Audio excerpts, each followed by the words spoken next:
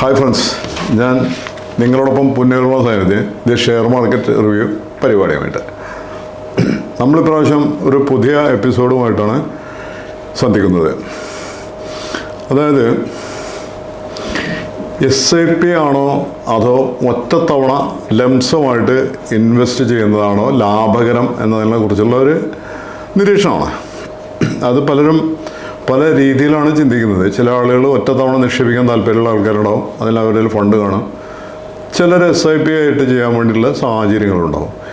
എങ്ങനെയൊക്കെ വരുമ്പോൾ ഇത് ഏതാണ് ഇതിൽ മികച്ചത്?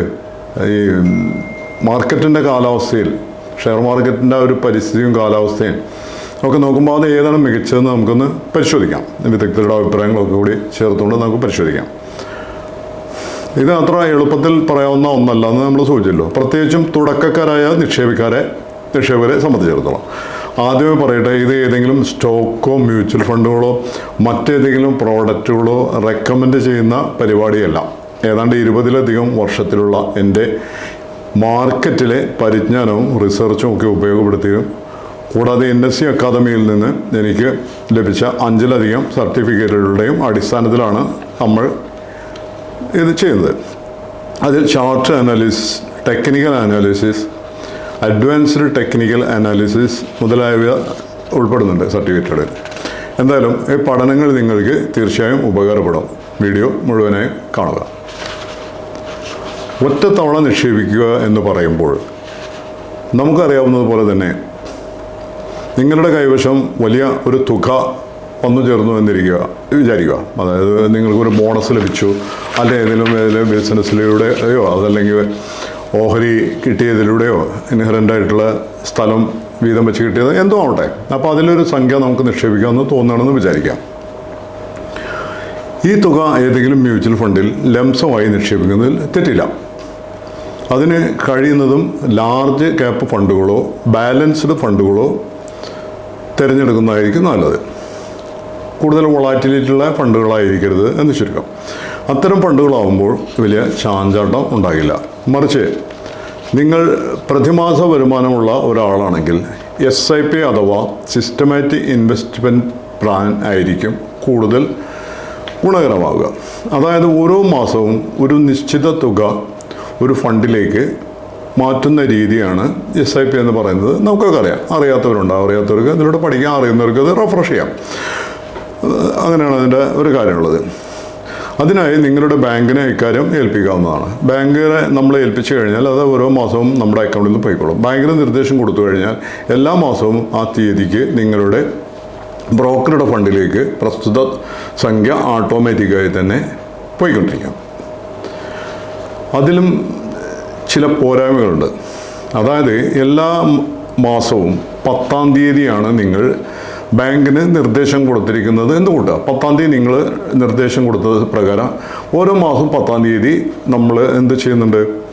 നമ്മുടെ ബാങ്ക് ബ്രോക്കറുടെ ഫണ്ടിലേക്ക് കാശ് ഫോർവേഡ് ചെയ്യും. അത് പ്രകാരം ബ്രോക്കർ ആ തീയതിക്ക് ഫണ്ട് വാങ്ങിക്കും. അത് ചിലപ്പോൾ അന്നേ ദിവസം അവധിയാണെങ്കിൽ അതിന് അടുത്ത ദിവസമായിട്ട് അവർ വാങ്ങിക്കും. അങ്ങനെയാണ് അതിൻ്റെ സെറ്റിങ്. പക്ഷേ ഈ 10-ാം തീയതി എല്ലാ മാസവും 10-ാം തീയതി നമ്മൾ വാങ്ങിക്കണം. അല്ലെങ്കിൽ വേറെ ഏതൊരു നിശ്ചിത തീയതിക്ക് മാത്രം വാങ്ങിക്കുമ്പോൾ അതിൽ ചില പരിമിതികളുണ്ട്. ഉദാഹരണത്തിന് ജനുവരി 10-ന് ഒരു പ്രോഡക്റ്റിൻ്റെ ഒരു എന്തോ ആവട്ടെ, ഒരു HDFC ലാർജ് ക്യാപ്പ് മ്യൂച്വൽ ഫണ്ടോ അല്ലെങ്കിൽ ICICI ലാർജ് ക്യാപ്പ് മ്യൂച്വൽ ഫണ്ടോ എന്തോ ആകാം. അതിൻ്റെ NAV ഒരു ഉദാഹരണത്തിന് പറയണം.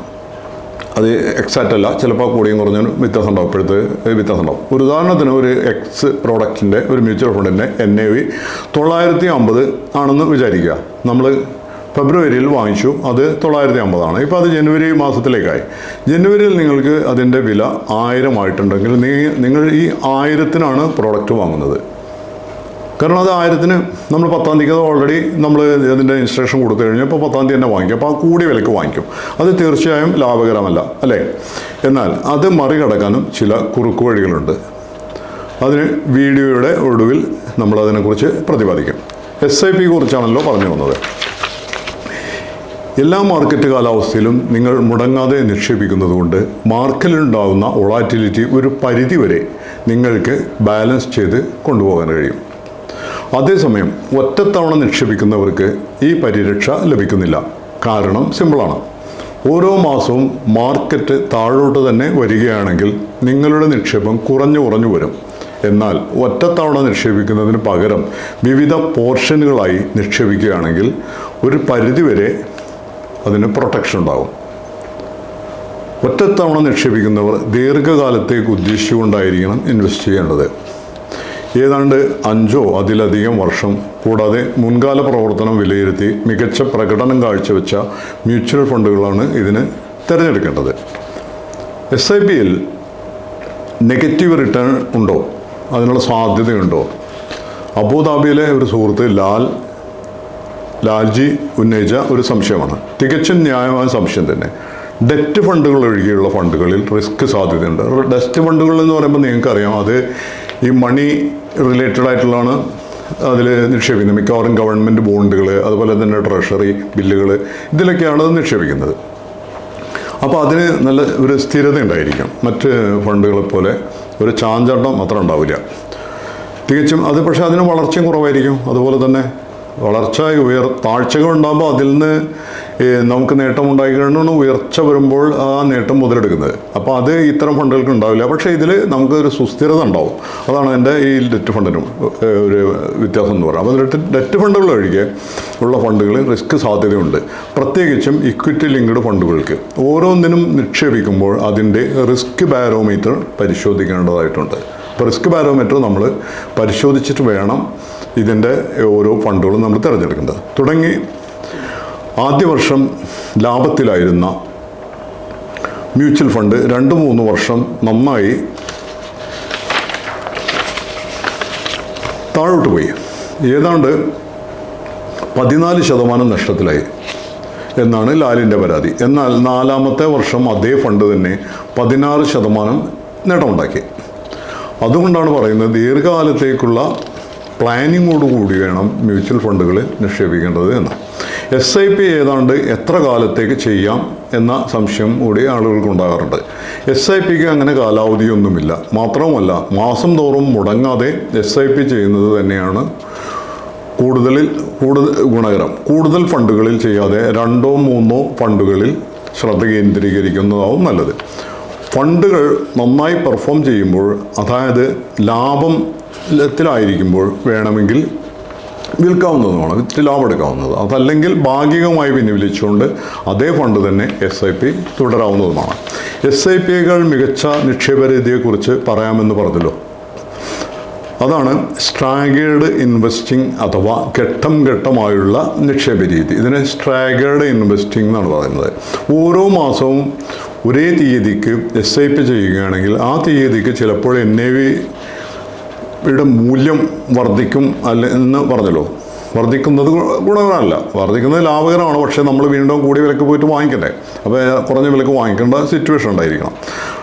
കൂടിയ വിലക്ക് നിങ്ങൾ വാങ്ങിക്കുകയാണ് ചെയ്യുന്നത്. അതിന് പകരം മാർക്കറ്റിലുണ്ടാകുന്ന താഴ്ചകൾ നിരീക്ഷിച്ച് കുറഞ്ഞ നിലവാരത്തിൽ എത്തുമ്പോൾ